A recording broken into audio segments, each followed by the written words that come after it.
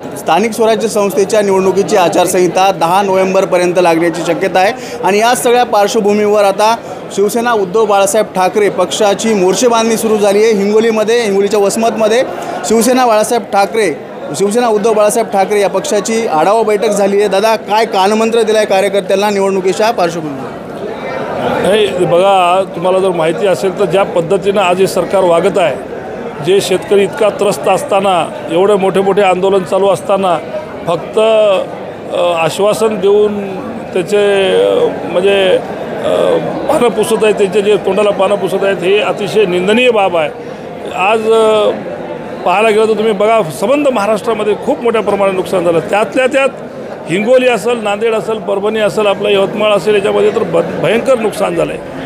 आणि अशा परिस्थितीमध्ये सुद्धा अजूनसुद्धा लोकांच्या खात्यामध्ये पैसे येत नाही आहेत, तुम्ही जाहीर केलेली मदतसुद्धा येत नाही आहे। आणि अशा परिस्थितीमध्ये आम्हाला शिवसैनिकाला फार काही वेगळं सांगायची गरजच नाही आहे। शेतकरी स्वतः परेशान आहे, त्यामुळं आणि वसमत तालुका असेल किंवा हिंगोली जिल्हा असेल, हा पहिलाच शिवसेनामय आहे, त्यामुळं आम्हाला वेगळा काही कानमंत्र द्यायची गरज नाही आहे। फक्त लागा कामाला एवढंच म्हणण्यासाठी मी इथं आलो होतो। आणि आज खरं तर फक्त इच्छुकांची बैठक होती आणि त्याच्याशी मुलाखती होत्या, पण आपण जर पाहिलं असेल तर आज हजारोच्या संख्येने लोक इथं जमा झाले आणि त्याचं सभेमध्ये रूपांतर झालं। म्हणजे आज शिवसेना किती इथं बळकट आहे हे आपल्याला कळून येते।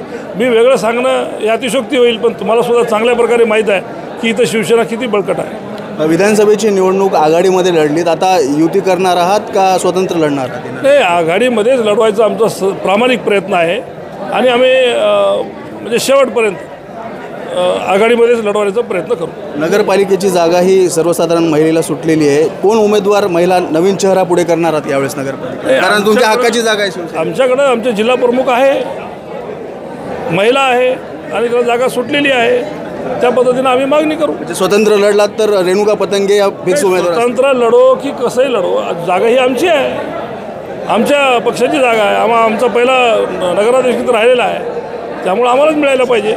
आमदार संतोष बांगर म्हणतात की आम्ही स्वतंत्रच लढणार।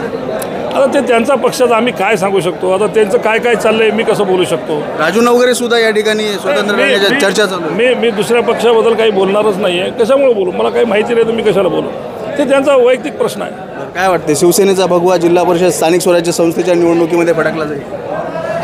नाही, हे बा, प्रत्येक पक्षाचा प्रमुख असल्यानं ते जे आपापल्या पक्षाचं म्हणतील, पण खरं मनाभावातून तुम्ही छातीवर हात ठेवून पहा आणि विचारा स्वतःलाच। पक्ष तुम्ही विचारा की कोणाची इथं वर्णी लागणार आहे, तर तुम्हालासुद्धा कळेल की उद्धव बाळासाहेब ठाकरे याच पक्षाची वर्णी उद्या येते या हिंगोली जिल्ह्यामध्ये लागेल असं मला खात्री आहे। शेतकऱ्यांची दिवाळी गोड झाली अशी वाटते? अतिशय खराब झालेली दिवाळी आहे शेतकऱ्याची आणि शासनाने नुसतं तोंडाला पानं पुसण्याचं काम केलेलं आहे, फक्त आश्वासन दिलेलं आहे, कुठलीही पूर्तता केली नाही आणि अतिशय वाईट मेसेज हा सगळं महाराष्ट्रामध्ये गेलेला आहे। नक्कीच आपण पाहू शकतो, हे होते हिंगोली लोकसभेचे खासदार नागेश पाटील आष्टीकर। दिनेश कुलकर्णी, युवा क्रांती न्यूज, वसमत, हिंगोली।